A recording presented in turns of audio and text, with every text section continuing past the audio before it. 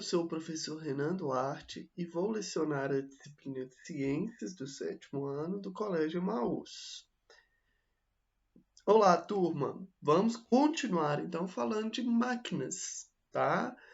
A gente já falou bastante aí sobre alavanca, vamos falar hoje sobre roda e um pouquinho também de planos inclinados, tudo bem? Máquinas simples, né?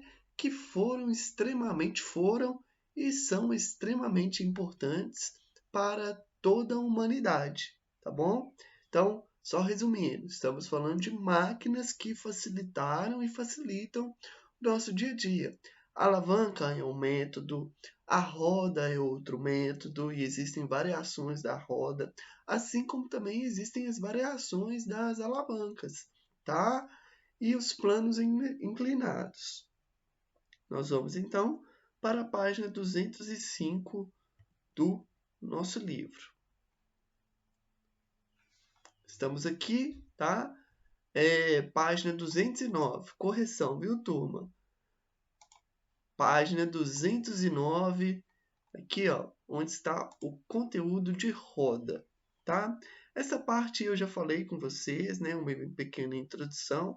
A roda foi um marco aí para a nossa humanidade, né? Muito mais fácil, as coisas ficaram muito mais fáceis depois que o ser humano conseguiu inventar a roda, tanto para a produção de energia, carregar objetos, materiais, né? E elaboração para objetos, enfim, foi muito fácil. Ficou o nosso cotidiano, nosso dia a dia ficou mais fácil. Então, o que acontece? Aqui a gente vai falar um pouquinho sobre atrito. Quando a gente tem que carregar algum objeto arrastando, forma-se aí o atrito. Por que é difícil fazer esse movimento aí, ó? Poxa, o trabalhador está lá exercendo uma força em uma caixa para a esquerda. Por que ele está fazendo essa força tanta? Por causa do atrito, tá? Essa caixa tem um peso, tá? Independente do peso dela, tá? Vai estar sendo atuado aí, né? Vai estar ocorrendo a força do atrito, tá? O atrito entre a caixa e a superfície oferecerá resistência ao movimento. Resistência, é isso que está acontecendo. Vocês não estão vendo aí o cara tentando romper essa resistência, né? Ele está exercendo uma força e tanto ali, né? E com pouco resultado, por causa do atrito. Nesse caso, a força necessária para que a caixa se movimente, força potente, deverá ter grande intensidade, tá bom? Então, o atrito é uma força de contato que ocorre sempre que dois corpos estão em contato e existe movimento ou uma tendência de movimento entre eles. Aí, né, temos o corpo da caixa, né, e a caixa em contato com o chão, com a superfície. Então, o atrito ocorre aqui embaixo, ó, tá?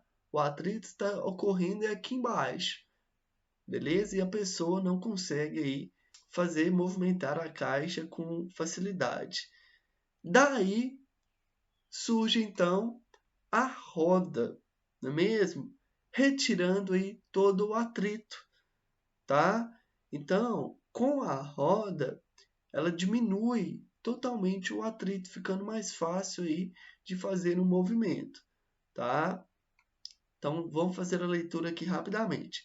Certamente, para a caixa se movimentar, a força potente não precisará ser tão intensa quanto antes, por causa das rodas. De maneira simplificada, nessa situação, a roda pode ser interpretada como uma alavanca interresistente.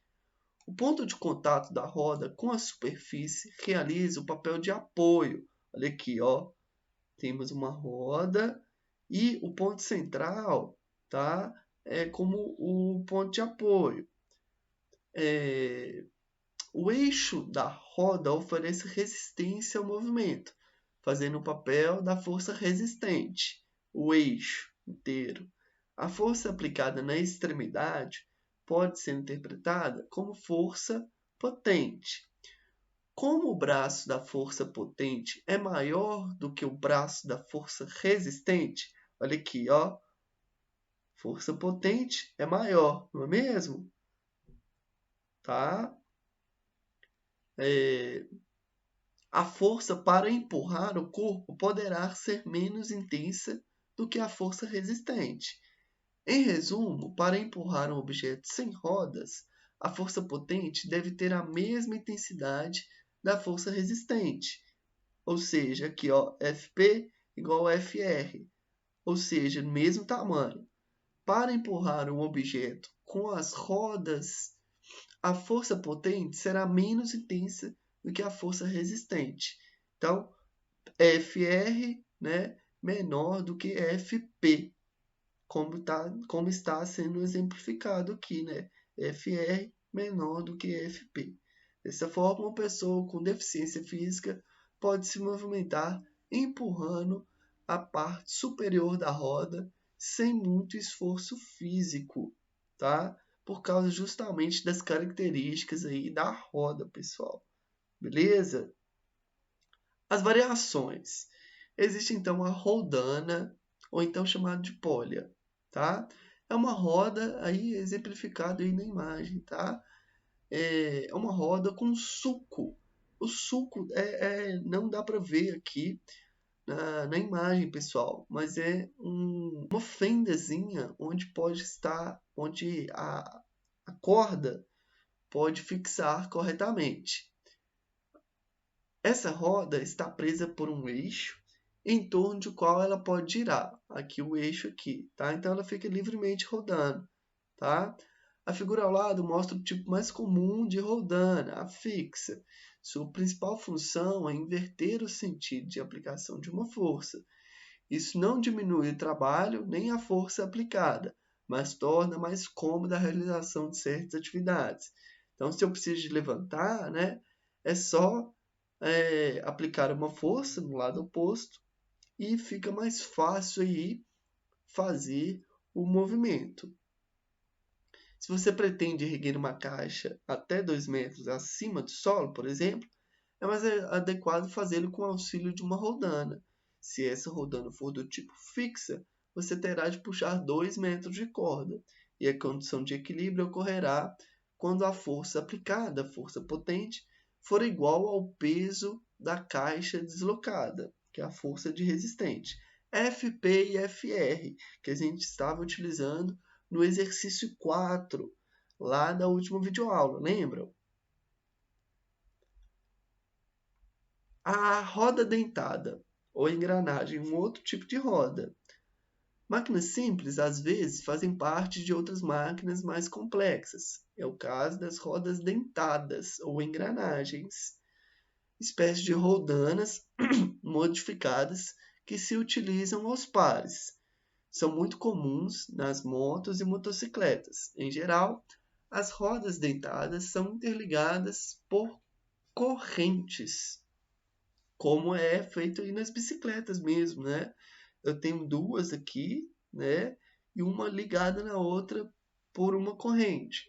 As engrenagens, que também são rodas dentadas, não são interligadas por correntes, mas conectadas diretamente. Dentada, pessoal, é por causa desses dentes mesmo, tá? Vem a ideia de dente, tá? Elas possuem essa protuberância, tá? Que são chamadas de dentes, e quando uma gira, acaba juntando a outra, né, pelo formato, e acaba girando a outra também, tá bom? Ou também eu posso colocar uma corrente aqui, ó, do mesmo modo, tá?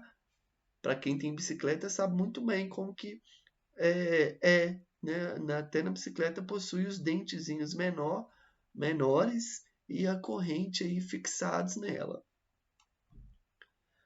O número de dentes em cada roda determina a relação de número de voltas que elas realizam, estejam elas ligadas por uma corrente ou não.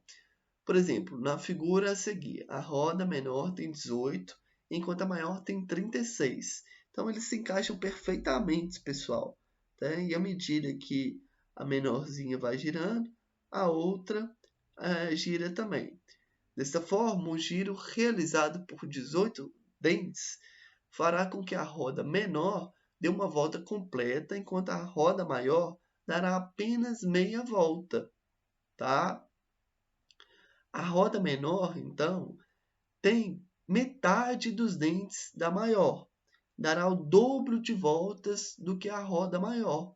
Podemos relacionar matematicamente o número de voltas com o número de dentes da seguinte forma: ND1 vezes NV1 é igual a ND2 vezes NV2.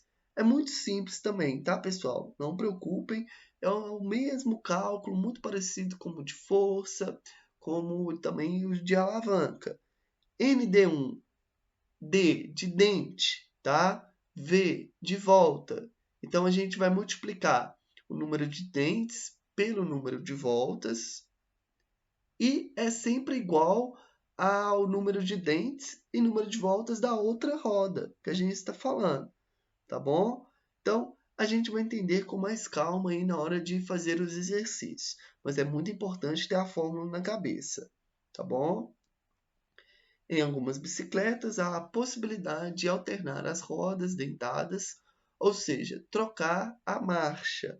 Mudando a relação entre as rodas dentadas, é possível adequar ao esforço físico necessário à situação de deslocamento da bicicleta. Em uma subida, precisamos fazer mais força do que uma superfície plana. Para isso, então, serve a marcha, né? O câmbio de marcha, responsável pelas marchas de um veículo, seja em caminhões ou ônibus ou até em automóveis, é um conjunto que combina diferentes engrenagens. Mesmo princípio, pessoal, tá? Cada uma com um tamanho diferente. Cada marcha corresponde a uma combinação de engrenagens e, assim como a bicicleta, permite a adequação da relação entre força potente e a força resistente. Por último, então, o plano inclinado. Tá? Imagine que você precise carregar uma caixa cheia de livros de sua sala até a biblioteca, que está localizada no segundo andar. O que seria mais fácil? Carregar a caixa nos braços, subindo cada grau nas escadas até chegar à biblioteca, ou empurrar a caixa de livros através de uma rampa, né? Como está na imagem aí. Para atingir níveis de altura mais elevados, é possível realizar deslocamento vertical, tá? Ou um deslocamento seguindo um plano inclinado. Exige menos força também, tá, pessoal? Os planos inclinados são superfícies planas inclinadas, como o próprio nome já diz, em que há uma diferença entre a altura dos níveis do início ao fim do plano. No dia a dia, usamos muito o plano inclinado para facilitar certas tarefas. Na imagem a seguir, pretende-se que os barris sejam levados até um nível mais alto, de forma que ambos terminem na mesma altura. Para tanto, pode-se fazer um deslocamento diretamente na vertical ou através de um plano inclinado. Seja por um deslocamento ou por outro, o trabalho realizado pelas duas forças é o mesmo, pois as alturas finais das caixas com os livros são a mesma, é a mesma altura, independente do método que a gente está utilizando. Lembrando que o trabalho é igual à força multiplicada pelo deslocamento. Lembra quando a gente estava fazendo o cálculo para a realização de trabalho? O cálculo, então, para o plano inclinado, nós vamos ter FP vezes DP é igual a FV vezes DV. Vamos lá. FP é a força para deslocar ao longo do plano, tá? Intensidade em newtons. O FV é a força para deslocar o objeto na vertical. O dP é o deslocamento pelo objeto no plano inclinado, ou seja, a distância, né? Lembra sempre, força versus distância, né? E o dv é o deslocamento pelo objeto na vertical. Mesma coisa, pessoal. Aqui a gente só está alterando aí os nomes das variáveis. Trabalho não é força vezes deslocamento? Temos, então, força vezes aí o plano inclinado e força vezes vertical. Tá? A gente vai entender com mais calma também quando a gente estiver fazendo os exercícios. A medida dos deslocamentos são em metros, a intensidade das forças em newtons, né? Já que a gente está falando de força, tá bom? A cunha e o parafuso a gente volta a falar com mais calma na próxima videoaula, tudo bem? Façam as questões 5 a 9, página 218, tá? Mas essas 3 questões,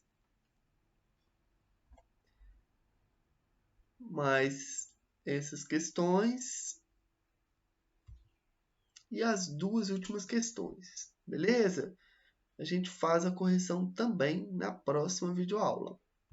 Bons estudos, até lá, um grande abraço e não se esqueçam, juntos no caminho certo.